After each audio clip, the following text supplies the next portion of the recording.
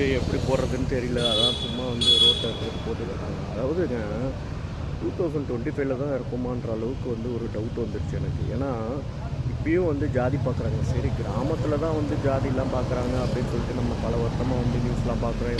வெட்டிட்டான், இந்த ஜாதியிலேருந்து அந்த ஜாதி பையனை வெட்டிட்டான், ஆனர் கில்லிங்கு அப்படி இப்படின்னு பார்க்குறோன்னு அப்படின்னு பார்த்தா இப்போ என்னென்னா நல்ல வேலையில் இருக்கிற பசங்களையும் வந்துட்டு, அதாவது படித்து முன்னேறி ஒரு நல்ல வேலையில் இருக்கிற பசங்களையும் வந்து இப்போ வந்து இந்த ஜாதின்ற ஒரு இதில் வந்து என்னென்னமோ நடந்துகிட்ருக்கு.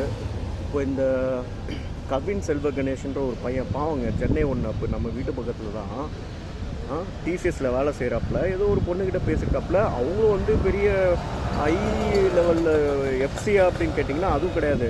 அந்த பொண்ணோட ஃபேமிலியும் வந்து பார்த்திங்கன்னா வந்து எம்பிசி தான் போல இருக்குது. இருந்தாலும் அந்த பொண்ணு ஃபேமிலியில் இருக்கிற அந்த பிரதரு அவன் வந்து வழியை மறைச்சி ஏதோ ஒரு ஹாஸ்பிட்டலில் ஏதோ போய் காமிக்கிற மாதிரி ஏதோ ஒரு ட்ராமாலாம் செட் பண்ணி அந்த பையனை வந்து வெட்டி போட்டு கொண்டுட்டாப்புல.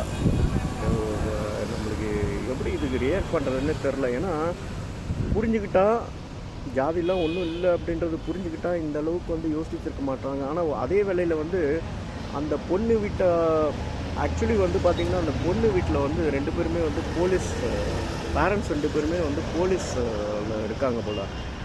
ஸோ ஒரு கவர்மெண்ட் அஃபிஷியல்ஸ் வீட்லேயே வந்து ஜாதி பார்க்குறாங்கன்ற அளவு நினைக்கும் போது உண்மையிலேடா சீரியஸாக சொல்கிறான், பெரியார் மண்ணு சும்மா சொல்லக்கூடாதுங்க. அதுக்கு ஏதாவது நம்ம செய்யணும்.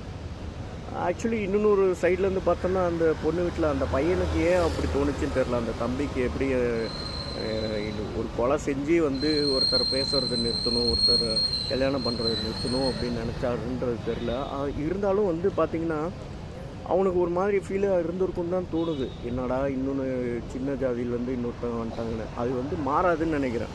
நீங்கள் இன்னும் ஒரு 300 வருஷம் கழித்து வந்து பார்த்தாலுமே வந்து பார்த்திங்கன்னா இந்த ஜாதி வந்து ஒழியாதுன்னு தான் நினைக்கிறேன்.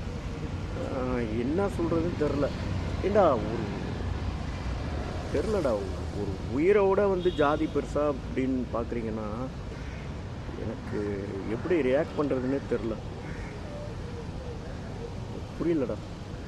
அதுவும் படித்த வீட்டில் இதுமாரிலாம் நடக்குதுன்னு கேள்விப்படும்போது ரொம்ப கஷ்டமாக இருக்குது.